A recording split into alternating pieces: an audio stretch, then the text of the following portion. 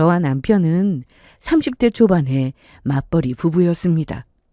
저는 중소기업의 인사팀에서 일하고 있었고 남편은 제약회사의 영업직이었죠. 저는 결혼할 당시만 하더라도 결혼에 큰 관심이 없던 사람이었습니다. 일이 너무 좋았고 연애만으로도 충분하다고 생각한 그런 여자였죠. 그런 저를 설득하고 또 설득했던 사람이 남편이었어요. 결혼하면 더 행복할 거라고 다른 건 몰라도 영원히 저를 사랑하는 마음, 그것 하나만큼은 변치 않을 거라고 굳게 약속했었습니다. 자기야, 내가 다른 건 몰라도 자기를 영원히 사랑하는 이 마음만큼은 변하지 않을 자신 있어. 그러니까 이제 나랑 결혼 좀 해주라. 나 이제 자기랑 한 집에서 같이 살고 싶어.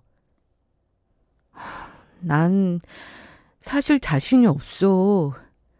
연애할 땐 세상에 둘도 없을 것처럼 사랑하고 아껴주더니 막상 결혼하면 다들 변하고 싸우고 지치고 그런 게 난 너무 싫고 무서워.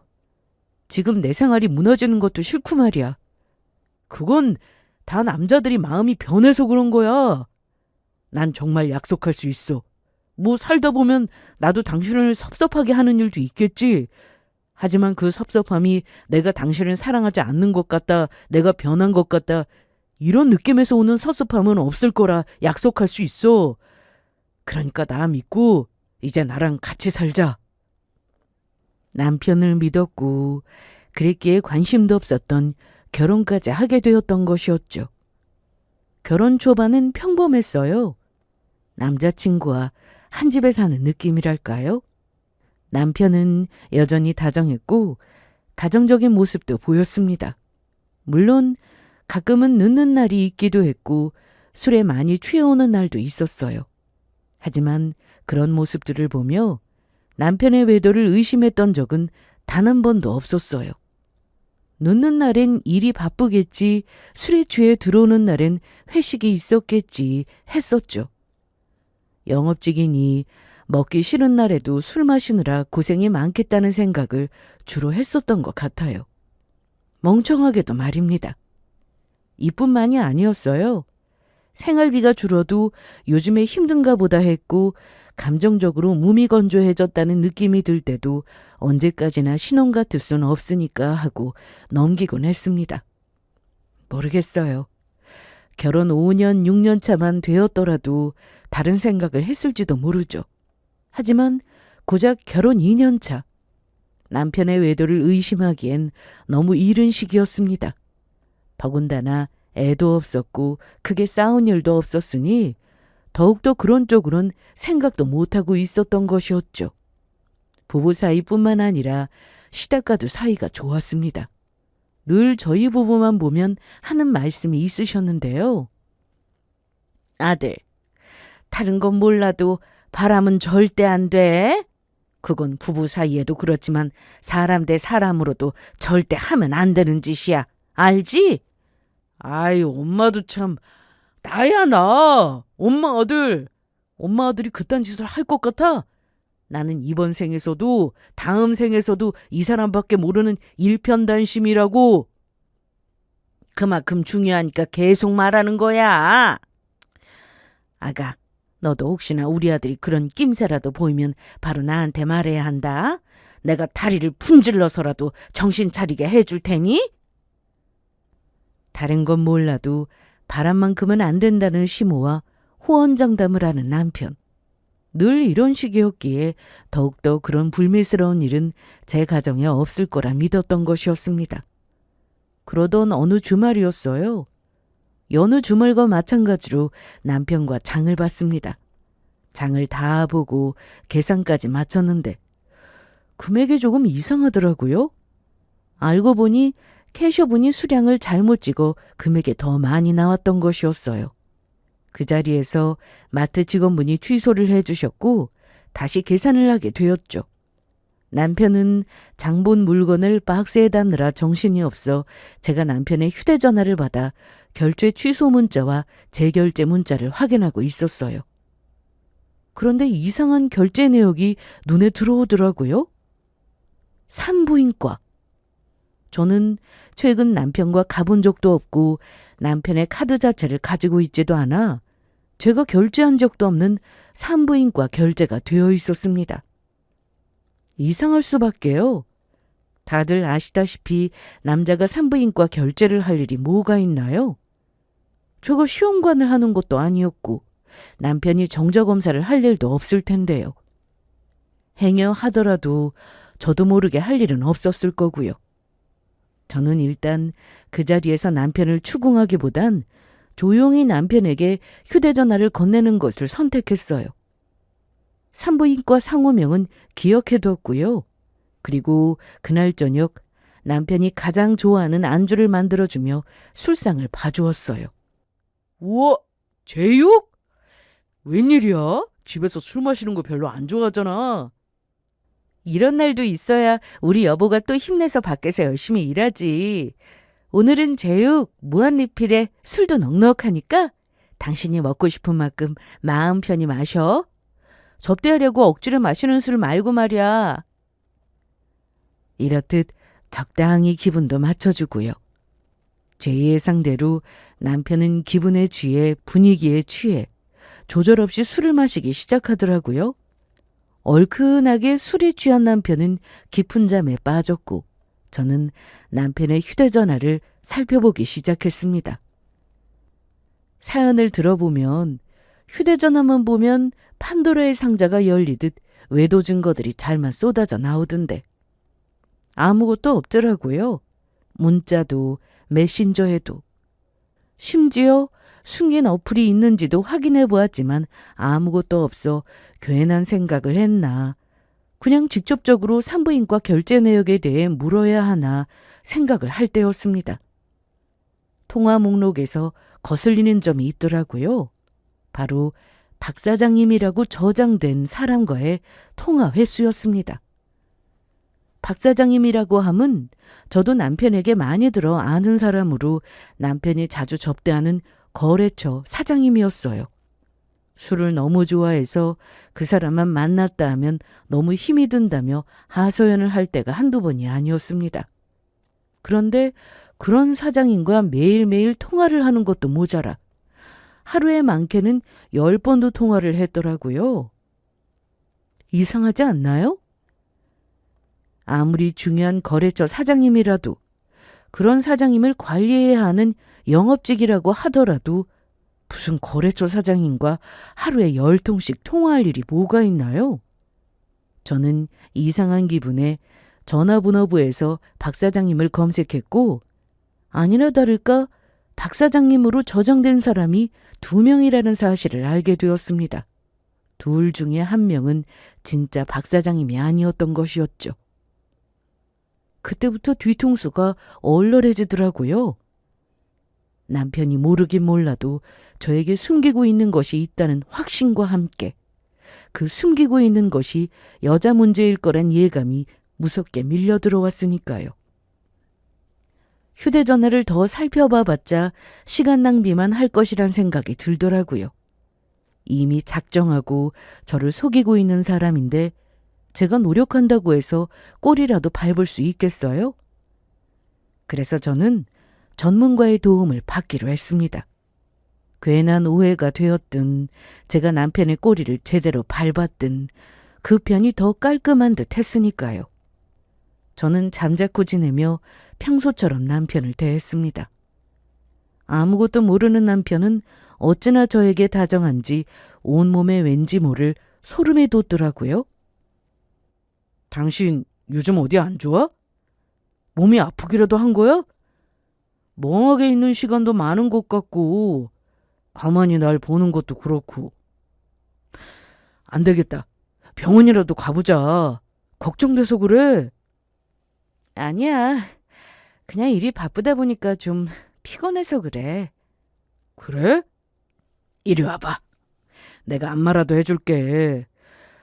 그러게 일 좀 쉬엄쉬엄 하라니까. 뭘 그렇게 무리를 하고 그래? 남편은 여느 때와 같이 제 어깨를 주물러 주더라고요. 그때 제 심정은 정말 말로 할 수 없을 정도로 널뛰기를 하고 있었어요. 이런 사람이 저를 두고 다른 짓을 했을 리가 없다. 이제라도 흥신소에 의뢰한 걸 취소해야 하나? 아니라고.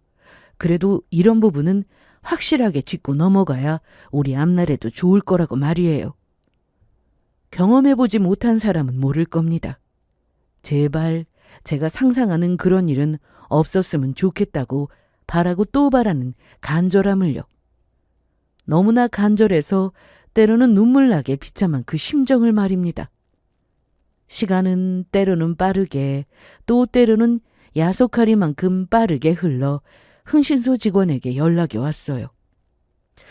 결론만 먼저 말씀드리자면 남편은 외도가 맞더라고요.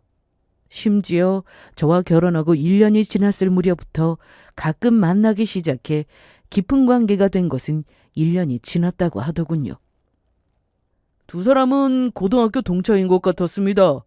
보니까 동창회 모임에도 함께 나가고 친구들도 함께 만나더라고요. 두 사람은 친구들 앞에서 그런 관계인 걸 숨기는 듯 했지만 친구들은 다 아는 눈치였고요. 동창이란 말에 한 여자가 떠올랐습니다. 연애할 때부터 술만 취했다 하면 읊어대던 첫사랑. 남편이 고백했지만 그 고백을 무시하고 보란듯이 잘나가는 선배와 사귀었던 그 야속한 첫사랑 말입니다. 사진을 보니 그 여자가 맞는 듯 했습니다. 들었던 것과 소름이 다 끼칠 정도로 똑같이 생겼더라고요. 그것뿐만이 아니었어요. 흥신소 직원이 건넨 두툼한 서류봉투 안에는 제 상상을 초월하는 사진들이 가득했습니다. 사진 속 남편은 제가 한 번도 본 적 없는 해맑은 미소를 짓고 있더군요. 제가 야근하며 회사 식당에서 끼니를 때울 때 그는 상간녀와 함께 유명한 스테이크 하우스에서 와인을 마시고 있었습니다. 더 가관인 건 영상이었습니다. 상간녀의 부푼 배에 귀를 대고 태담을 나누는 남편의 모습은 저에게 보이던 그 모습 그대로였습니다. 아가야, 아빠 목소리 들리니? 우리 아기 나오면 세상에서 제일 행복하게 만들어줄게. 그것도 제가 사준 명품 코트를 입고서 말이에요. 그 장면만으로도 충격이 너무 커 눈물이 주르륵 흘러내리는데 가장 큰 분노를 샀던 건 두 사람의 대화 내용이었어요. 동영상은 두 사람의 행동이 위주였다면 대화 내용은 두 사람의 향후 계획이 다 담겨 있었고 그것은 제 마음을 완전히 찢어놓기에 부족함이 없었습니다. 우리 아가는 잘 있어? 엄마 힘들게 하진 않고? 그럼 아빠 닮아서 나를 엄청나게 좋아하나 봐. 입답도 없고 노는 것도 꼭 낮에만 놀아서 밤에는 편히 잠도 잘 자. 가끔 아빠 보고 싶다고 발길질할 때도 있긴 한데 그건 내가 참아야지. 어쩌겠어? 네, 상간녀는 임신까지 한 상황이었습니다. 문자에서 본 산부인과 내역은 상간녀 때문에 맞았던 것이었죠. 외도를 저질러 임신까지 한 주제에 참 당당하게 우리 아기 타령을 하고 있더군요. 그보다 더 기가 막힌 건 그 뒤에 이어진 대화였습니다. 아가야, 조금만 기다려. 할머니한테 조만간 우리 아가하고 엄마에 대해서 이야기할 거야. 그렇게 되면 우리도 곧 한 집에서 살 수 있을 거고. 정말? 진짜 집에 이야기할 거야? 자기 엄마가 다른 건 몰라도 바람은 절대 용납 안 하실 거라면서. 그건 자기 뱃속에 애가 없을 때 이야기고 이렇게 애까지 있는데 엄마도 좋아하실걸? 내심 손자 기다리고 있었는데 아들이 좋아하는 여자가 뱃속에 손자를 가졌다는데 어쩔 거야? 처음엔 좀 싫어해도 엄마도 점차 마음의 문을 열 거야. 그러니까 조금만 기다려. 우리 아가가 여러모로 복덩이네. 부디 아빠 꼭 닮은 아들로 태어나줘. 나한텐 자기가 복덩이야. 다른 건 몰라도 결혼식은 꼭 하자. 애도 있는데 할머니한테 허락 제대로 받아서 결혼도 하고 남들 보란 듯이 잘 살아보자. 알겠지? 그런데 혹시나 어머님이 반대하시면 어떡해? 나랑 우리 아이 버릴 건 아니지? 무슨 말을 그렇게 해? 엄마가 반대해도 난 당연히 자기랑 살 거야. 내가 자기를 어떻게 얻었는데. 내 첫사랑이 자기인 거 잊었어? 남자한테 첫사랑은 영원하다고. 그저 허락받고 제대로 갖출 거 다 갖춰서 자기 데리고 오고 싶단 뜻이니까 그런 걱정은 하지도 마. 난 어떤 경우가 와도 자기 안 버려. 참 웃기지도 않는 일이었습니다. 저에게 사랑을 고백하던 그 목소리와 똑같은 목소리와 톤으로 상간녀에게 저딴 말을 짓거리는 남편이라니. 밀려오는 배신감과 함께 오만정이 뚝 떨어지더군요. 수많은 외도 현장을 찍은 사진을 보며 생각이 많아지더라고요. 당연히 이혼을 해야겠지만 이혼이 저보다도 그들에게 더 큰 이득을 주는 것만 같아 이러지도 저러지도 못하겠더군요. 며칠 동안 소가리와 더불어 고민은 계속되었고 그때 제 마음에 불을 확 하고 지필 연락을 받게 되었습니다. 나다. 너 요즘 아무 소식도 없니? 임신 소식 말이야. 결혼한 지 3년이면 이제 소식이 들릴 때도 됐는데 너무 아무 소식도 없어서 연락해봤어. 처음엔 아무것도 모르는 시모가 단지 걱정이 되어서 연락해 온 것이라고 생각했습니다. 그런데 시모의 말을 계속 듣다 보니 걱정이 아니라 제 탓으로 모든 것을 돌리고 있다는 느낌이 지워지지가 않더라고요. 옛날엔 결혼 3년 차에 임신도 못하고 그러고 있으면 이혼을 당하고도 남았어. 그뿐이겠어? 밖에서 남편이 무슨 짓을 저지르고 다녀도 입도 못 대고 쥐 죽은 듯이 살았고 남편이 밖에서 애 낳으면 잘했다고 박수도 쳐주고 그랬다고. 제가 만약 남편의 외도와 상간녀의 임신 사실을 모른 채 이런 얘기를 들었더라면 시모가 마음이 참 급한가 보다 하고 생각했을 수도 있겠죠. 하지만 모든 사실을 다 알고서 이 이야기를 들으니 다른 식의 해석이 가능해지더라고요. 이미 시모는 남편과 상간녀에게 넘어갔구나. 그렇지 않고서야 평소 손자 이야기도 꺼내지 않던 시모가 갑자기 연락이 와서 이런 이야기를 꺼낼 일이 뭐가 있겠어요? 거기에다 묘하게 남편의 외도를 모두 제 탓으로 돌리려는 듯한 뉘앙스까지. 그 모든 것이 시모가 남편과 상간녀의 옆자리에 선 것을 증명하고 있었습니다. 그리고 저는 더 제대로 된 확신을 가지기 위해 이렇게 말했어요. 어머나 어머님, 손주 기다리고 계셨어요? 그러면 진작 말씀하시지. 그렇지 않아도 저도 내심 걱정이 돼서 시험관이라도 할지 생각 중이었거든요. 그런데 어머님이 이렇게 기다리고 계신 거면 고민할 필요도 없겠어요. 어? 그게 무슨 말이니? 시험관 시작하게? 왜? 자연스럽게 생길 때까지 기다린다고 하더니. 그땐 어머님이 이렇게까지 기다리는지 몰랐을 때 한 말이고요. 지금은 어머님 마음 다 알았으니까 생각이 바뀌네요. 당장 내일이라도 병원에 가볼게요. 자궁 튼튼하고 남편도 건강하니 금방 임신되지 않겠어요? 조만간 좋은 소식 들려드릴게요. 저는 미끼를 던졌고 시모는 노발대발하며 미끼를 확 물더라고요. 아니다 됐다. 그런 거 하면 돈도 많이 든다는데 돈이 썩어나는 것도 아니고 그냥 둬. 난 정말 괜찮다고 했어. 그냥 내가 오늘 한 말은 다 있고 원래 하던 대로 그냥 그렇게 지내. 돈은 혹시나 하는 상황에 대비해서 들어놓은 적금이 있어서 걱정하실 필요 없어요. 몸도 그래요. 운동을 괜히 꾸준히 했겠어요? 다 이럴 때를 대비해서 한 거지. 그러니까 어머님은 마음 편히 기다려주세요. 아니야! 아니라니까! 너 병원 예약하지 마! 괜한 일 만들지 말란 말이야. 난 분명 가지 말라고 했으니까 내 말대로 해.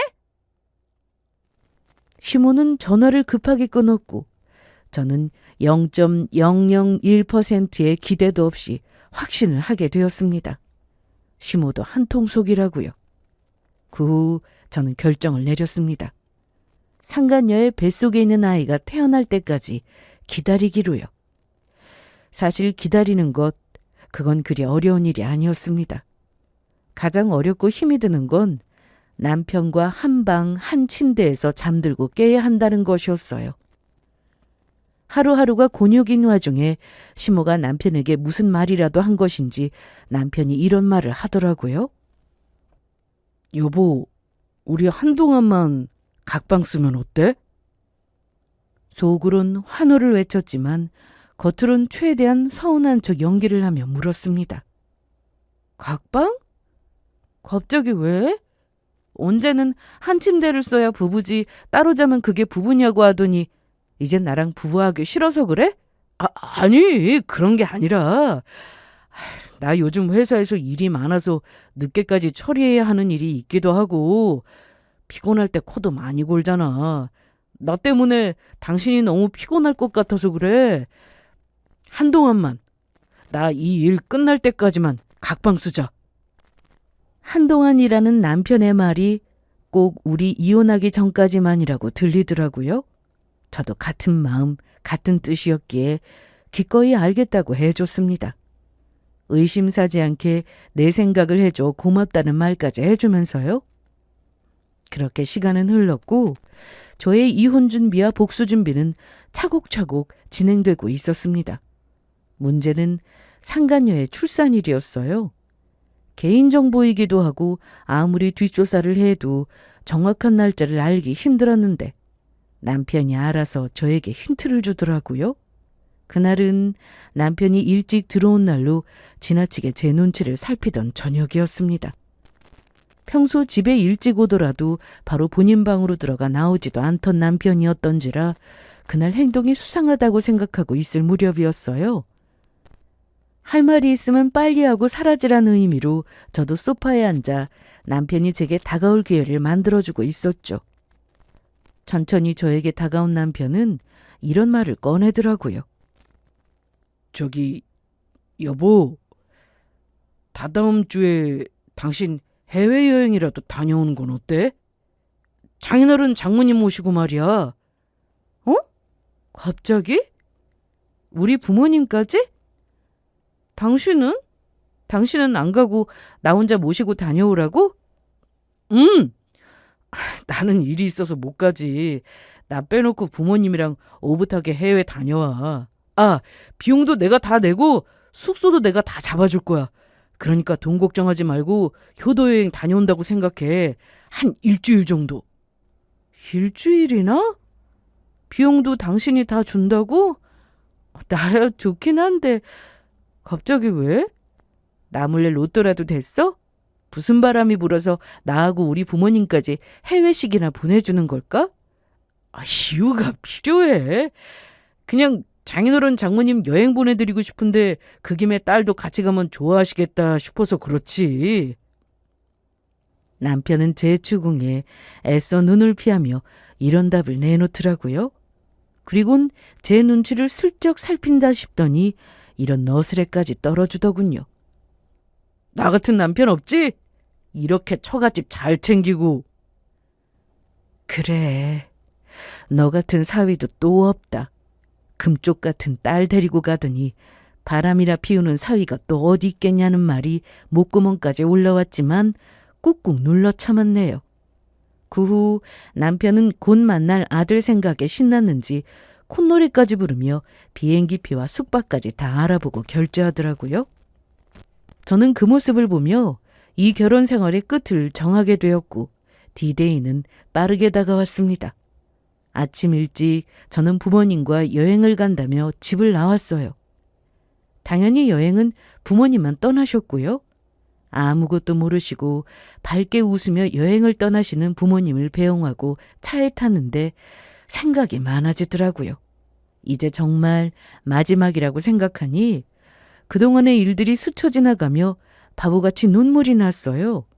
이게 맞는 일인지 이렇게까지 해야 하는지 고민도 했습니다.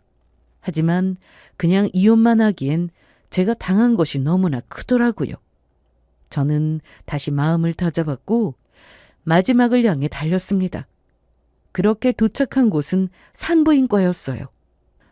제가 도착하니 남편과 상간녀 그리고 시모까지 창밖에 서서 아이를 보느라 정신이 없어 보이더라고요.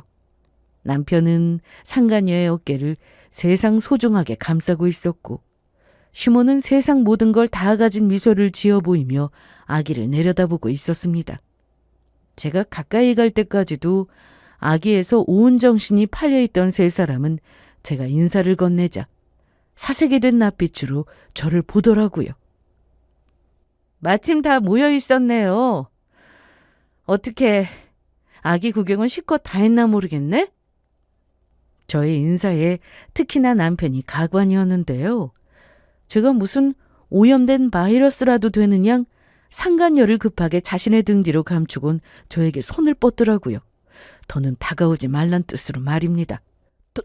당신 여행 안 갔어? 아니, 여긴 어떻게 알고 온 거야? 더 가까이 오지 말고 거기에서 이야기해. 나랑 이야기하자고. 도대체 언제부터 다 알고 있었던 거냐고?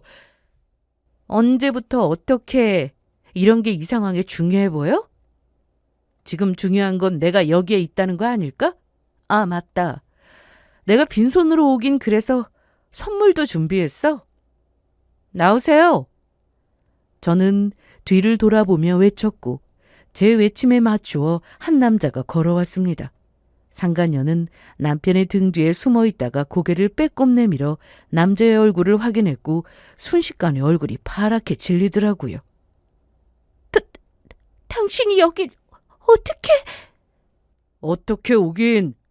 도망간 아내가 출산했다는 소식을 듣고 찾아왔지. 네, 그렇습니다. 그 남자의 정체는 상간녀의 남편이었습니다.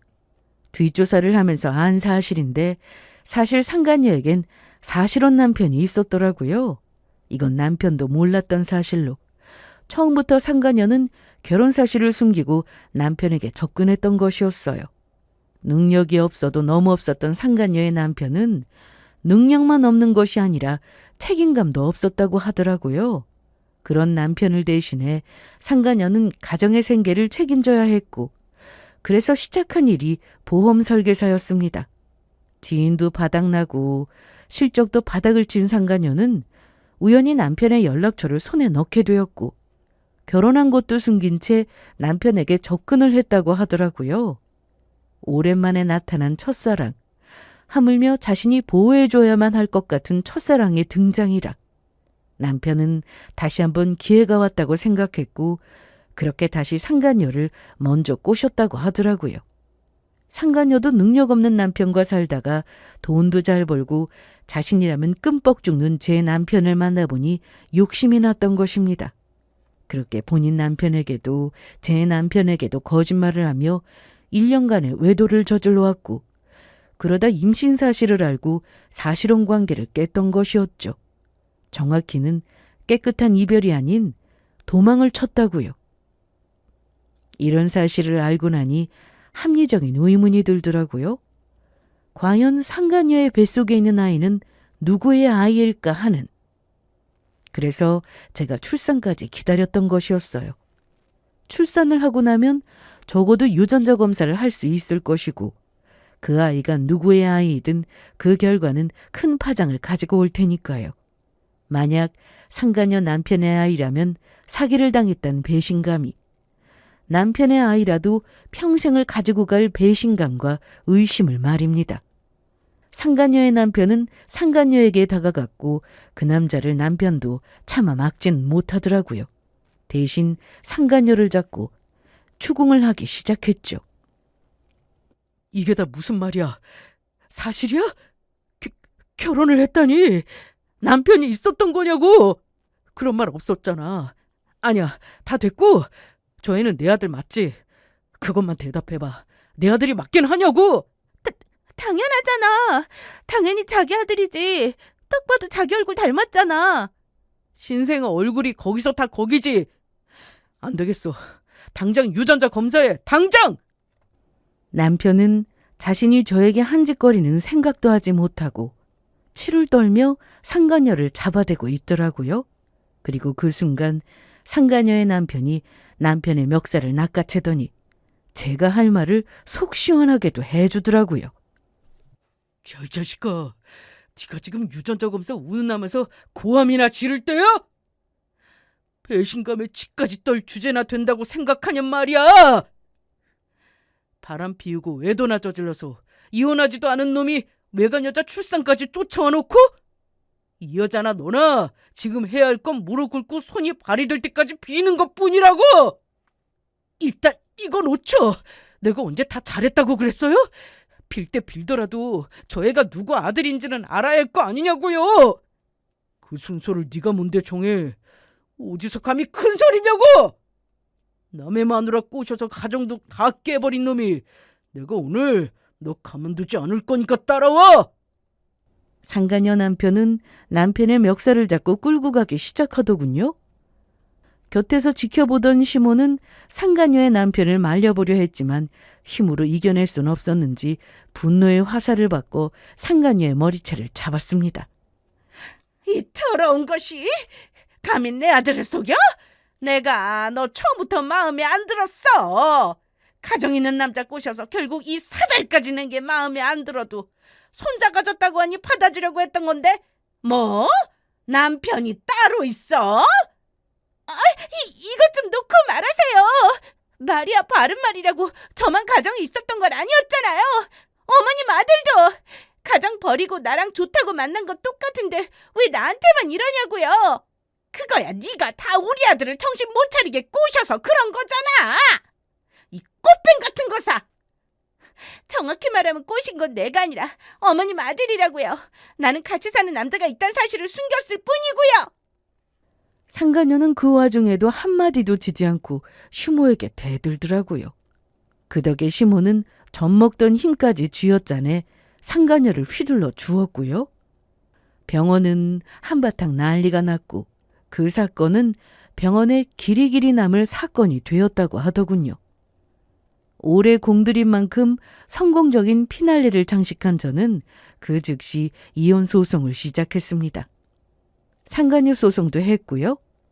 언제는 시댁에서의 허락만 떨어지면 이혼하고 상가녀의 남편으로 그 배에서 나온 아들의 아빠로 잘 살겠다고 하던 남편은 태세를 완전히 바꾸어 절대 이혼은 못한다고 난리를 피우더라고요. 이혼 절대 못합니다. 제가 바람 피우는 거는 맞지만 이제 다 정리할 거라고요. 무엇보다 아직 저는 제 아내를 너무 사랑해요. 이렇게 사랑하는데 어떻게 이혼을 합니까? 절대 싫어요. 못한다고요. 이렇듯 우겼지만 아무 소용도 없는 짓이었죠. 잘못한 사람이 이혼하지 못한다고 우긴다고 해서 달라질 건 없었으니까요. 뒤늦게 이렇게 태도가 바뀐 것은 남편뿐만이 아니었어요. 한참 소송으로 정신이 없는 와중에 시모까지 찾아와 헛소리를 하더라고요. 이젠 그 애가 누구애든 난 상관없어. 우리 아들 아이라도 받아줄 일은 없을 거란 말을 하는 거야. 그걸 왜 아무 상관도 없는 나한테 말하는 건데요? 난 이제 그딴 거 관심도 없어요. 너희 아직 부부잖니? 왜 상관이 없어? 그러지 말고 그때 말한 병원 지금이라도 예약하고 가보는 건 어떠니? 이런 일이 있긴 했지만 그래도 애가 있으면 떠났던 마음도 다시 돌아올 거고 정도 다시 붙을 거야. 너희가 워낙 좋았잖니. 그리고 애 때문에 산다 이런 말이 괜히 있는 게 아니야. 지금이라도 애 만들고 둘이 다시 알콩달콩 잘 살아봐. 소송까지 하고 있다는 사실을 누구보다 잘 아는 시모가 있단 말을 하니 더욱더 기가 막혔습니다. 심지어 그 산부인과에서 누구 아인지도 모르는 아이를 내려다보며 세상 다 가진 미소를 짓는 것을 본 저였던지라 더욱더 화가 났죠. 저는 간절하게도 제 팔을 붙잡은 시모의 팔을 탁 쳐내며 냉정하게 답했습니다. 내가 요즘 이혼하랴 소송하랴 바쁘게는 지내고는 있지만 그렇다고 미친 건 아니에요. 정신이 나가지 않고서야 그딴 짓을 하겠어요? 아줌마, 잘 들어요? 아줌마가 한 말은 애가 있으니 하는 수 없으니 애 때문에 산다는 말을 하는 거예요. 나처럼 애가 없어서 이렇게 홀가분하게 이혼할 수 있는데 굳이 없는 애를 만들 필요는 절대로 없단 말이라고요. 아시겠어요? 아줌마? 아무리 상황이 이렇다고 해도 아직 이혼한 것도 아니고 아직까지 내가 네 시어머니인데 아줌마는 너무하지 않니? 그리고 말버릇이 그게 뭐니? 어디 건방지게 그딴 식으로 말해? 이혼은 아직일 뿐이지 곧 이혼할 거고요. 곧 이혼할 며느리 찾아와서 그딴 말도 안 되는 제안을 할 때는 이 정도 대접은 받을 각오는 하고 왔어야죠. 그리고 마지막으로 예정을 생각해서 하는 말인데 더는 날 가르치려 들지도 마세요. 적어도 시어머니였던 아줌마한테 존댓말은 끝까지 해주고 싶으니까. 시모는 저에게 하고픈 말이 많은 듯 했지만 이길 자신이 없었는지 애꿎은 입술만 잘근잘근 씹으며 가더라고요. 그 후 이혼 소송과 상간녀 소송은 성공적으로 마무리되어 저는 홀가분한 돌싱녀가 되었습니다. 그리고 이후 들려오는 소식은 하나같이 막장 드라마와 다름이 없더라고요. 아기의 유전자 검사는 시작되었고 그 결과 상간녀 남편의 아이로 밝혀졌다고 하더군요. 그 아이가 누구의 자식이든 절대로 받아줄 생각이 없다고 큰소리치던 전시모는 그 결과를 확인함과 동시에 쓰러져 병원에 입원을 했고 신락 같은 희망으로 전 남편의 곁에 붙어있던 상간녀도 그 즉시 쫓겨났다고 하더라고요. 상간녀는 울고불고 매달렸지만 전 남편은 배신감 때문에 상간녀 꼴도 보기 싫을 뿐더러 그런 여자의 자식이자 다른 남자의 자식을 왜 자기가 책임져야 하냐고 냉정하게 버렸다고 합니다. 전 남편은 그렇게 상간녀와의 이별로 모든 것이 끝났다고 생각했을 텐데 정말 끝날 때까지 끝난 게 아니더라고요. 대단한 상간녀의 남편이 유전자 검사 결과를 확인하고 전 남편의 회사까지 찾아갔다고 하더군요. 자기 자식임이 밝혀졌는데 왜 전 남편을 찾아갔는지 의문이었는데요. 그 남자는 애초에 누구 자식이든 상관이 없었던 모양이더라고요. 그저 이 일을 기회로 삼아 전 남편에게 돈을 뜯어낼 목적만을 가지고 있던 사람이었어요. 두 사람이 외도를 저지르는 모습이 담긴 사진을 전 남편의 회사로 가지고 간 상간녀의 남편은 우선 사진을 뿌리고 또 전 남편의 멱살을 잡고 고래고래 소리를 질렀다고 하더라고요. 감히 내 마누라랑 바람을 피워놓고 나 몰라라 내빼? 네 아들 아니라고 그 여자 쫓아내면 다 끝날 거라 생각했어? 너는 내가 만만해? 가정 있는 여자 꼬셔서 바람을 피웠으면 그 피해자인 나한테 보상을 해야 할 거 아니야? 보상을! 보상? 내가 왜 보상을 해야 하는데? 나도 속았다 이거야. 나도 그 여자가 가정 있는 여자인 줄 몰랐다고. 몰랐다고 하면 다 끝인 줄 알아? 그 산부인과에서 가정 있는 여자란 거 다 알고도 애랑 그 여자까지 너희 집에 데리고 갔던 거 아니야? 그래놓고 유전자 검사 결과 네 아들 아니라고 하니까 버린 거 아니냐고! 처음엔 몰랐을지 몰라도 그 후에는 알고도 데리고 갔으니 그것도 바람이야 바람! 아이 진짜 그래서 어떻게 하라고? 뭘 어떻게 하라고 회사까지 찾아와서 이 깽판이야? 몰라서 물어? 돈 내라 돈! 애도 키우고 그 여자도 너 대신 데리고 살려면 돈이 있어야 할 거 아니야? 돈? 내가 미쳤냐? 내가 왜 돈을 줘? 나도 피해자인데. 나한테는 너도 가해자라고. 상간남 소송인지 나발인지 하지 않을 테니까 돈 내라 돈!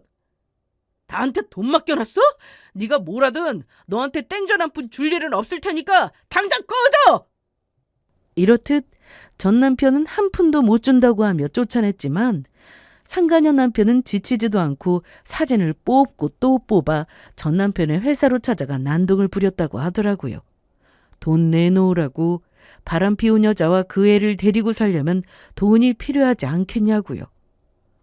그 이야기를 듣는데 통쾌하기도 하고 한편으론 줬던 남자와 살았을 상간녀가 0.1초 정도 불쌍해졌네요. 그렇다고 해서 상간녀가 한 행동이 이해가 되었던 건 아니었지만요. 어쨌든 상간녀 남편의 행패는 보름 동안 지속되었고 결국 전 남편은 회사까지 그만뒀다고 하더라고요. 회사를 찾아갔는데도 전 남편이 보이지 않자 상간녀의 남편은 상간녀를 추궁해 알아낸 전 시댁으로 찾아갔더라고요. 그날은 운 좋게도 저도 그 장면을 볼 수 있었는데요. 친정과 전 시댁이 한 동네 한 라인 안에 살고 있었는데 엄마가 도저히 저딴 인간들과 한 동네에 살 수가 없다며 이사를 하고 싶어 하셔 함께 집을 보기로 했던 날이었어요. 집 앞으로 엄마를 모시러 가는 길이었는데 전 시댁 앞에 상간녀의 남편, 전 남편, 전 시모까지 모여 싸우고 있더라고요. 저는 차를 세우고 세 사람을 구경하기 시작했죠. 회사 그만두고 잠수 타면 내가 못 찾아올 줄 알았어? 네가 날 잘 몰라서 이렇게 돈 안 주고 버티나 본데 어디 끝까지 가봐라. 내가 포기하나. 난 돈 줄 때까지 절대 안 멈춘다 이거야. 이 사람이 진짜 왜 이래? 우리도 피해자라고 몇 번을 말해요. 우리 아들은 물론이고 나도 속았다고요. 그리고 그 애도 우리 아들 애가 아니라 그쪽 아들이라는데 왜 우리한테 와서 돈을 내놓으라고 하는 거냐고. 아줌마나 아줌마 아들이 생각하기엔 본인들이 피해자일지 몰라도 나한테는 아줌마 아들은 명백한 가해자라고요. 상간남 소송하면 몇천 뜯기는 건 일도 아닐 텐데 그렇게까지 하길 바라요? 진짜 진흙탕 싸움 한번 해봐. 상간녀 남편은 고함을 고래고래 지르기 시작했고 그때 전 남편도 도저히 못 참겠다는 듯 상간녀 남편의 멱살을 잡았습니다. 그래 마음대로 해봐. 상간남 소송 해. 하라고. 대신 당신도 고소당할 준비해. 남의 회사 찾아와서 행패 부린 거 그것 때문에 회사 결국 잘린 것까지 그리고 이렇게 집까지 찾아와서 이 난동 부리는 것까지 하나도 빠짐없이 다 고소할 거니까 각오하란 말이야. 제대로 악에 바친 전 남편은 고함을 지르며 멱살을 잡고 흔들다 내팽개치듯 상간녀 남편을 던졌습니다. 그 덕에 바닥에 고꾸라진 상간녀의 남편은 폭행죄까지 더해서 고소를 할 거라고 하며 자리를 뜨더군요. 그렇게 멀어지는 상간녀 남편의 뒤통수에 대고 험한 욕을 하던 전 남편은 그제야 제 차가 눈에 들어왔는지 달려오듯 다가왔습니다. 그리고는 조금 열린 창문으로 저에게 말을 걸어오더라고요. 여보, 여긴 웬일이야? 설마 나 보러 온 거야? 당신도 나 보고 싶었구나. 나도 당신 보고 싶었어. 그런데 안 내리고 뭐해? 아까 그 남자 때문에 무서워서 그래? 이제 갔으니까 안심하고 내려. 얼른 내려서 이야기 좀 하자. 어찌나 김칫국을 시원하게도 마셔대는지 웃음이 다 나더라고요. 저는 전 남편이 상간녀를 향해 보이던 환한 그 웃음을 그대로 흉내내며 웃어주었어요. 그리곤 여전히 창문은 조금만 열어둔 채 이렇게 대답해 주었습니다. 나 너 보고 싶어서 온 거 아니고 우리 부모님 뵈러 왔어. 참고로 우리 부모님이 네 엄마랑 한 동네에서 도저히 살 수 없다고 해서 이사하기로 했으니까 찾아올 생각은 말고. 그리고 생각을 해봐. 합의이혼도 아니고 이혼 소송까지 해서 이혼했는데 내가 설마 너 같은 걸 다시 보고 싶겠니? 나 너한테 그 정도 애정 따위 없어. 그러니까 헛물 그만 들이키고 고소고발 준비나 잘해. 보니까 바쁘겠다. 여보, 그러지 말고 내려서 이야기 좀 해. 내리기 싫으면 이대로도 괜찮으니까 잠시만 이야기 좀 들어줘. 나 진짜 당신이랑 헤어지고 되는 일이 없어. 이게 다 내 운명인 당신한테 내가 너무 큰 잘못을 해서 그런 것 같거든. 그러니까 나한테 갚을 기회를 좀 줘. 내가 잘할게. 당신이 날 용서할 때까지 용서를 구할 테니까 나 좀 용서해줘.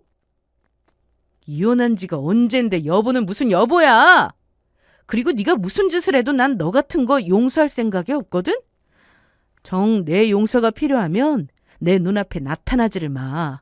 혹시 알아? 잊고 살다 보면 용서라는 걸 할 수도 있을지? 할 말을 다한 저는 창문을 올리고 차를 출발해버렸고 전 남편은 제가 떠난 그 자리에 주저앉아 후회의 눈물만 흘렸습니다. 그 모습을 보는데 손을 아무리 흔들어도 떠난 버스는 돌아오지 않는다는 말이 떠오르더라고요. 그러게 있을 때 잘하란 말이 괜히 있는 말이 아니란 생각도 했고요. 그 후 친정이 이사하기도 전 시댁 먼저 이사를 했다고 하더라고요. 동네에 소문이 쫙 나 도저히 얼굴을 들고 돌아다니지도 못할 지경이었으니까요. 그리곤 각종 소송과 고소들로 정신없는 나날들을 보낸다는 소식을 마지막으로 들을 수 있었네요. 그런 와중에 이 모든 일의 원흉인 상간녀는 아이를 데리고 도망갔다고 하고요. 끝까지 참 책임감도 없고 막장 인생 잘 살아간다 싶었네요. 모든 일이 마무리된 후 저는 제 안의 상처와 새로운 시작을 잘 해내기 위해 무던히 애쓰는 시간을 보냈습니다. 때로는 견딜 수 없이 힘든 나날들도 있었지만 많은 시간들을 잘 견뎌내 지금은 잘 지내고 있어요.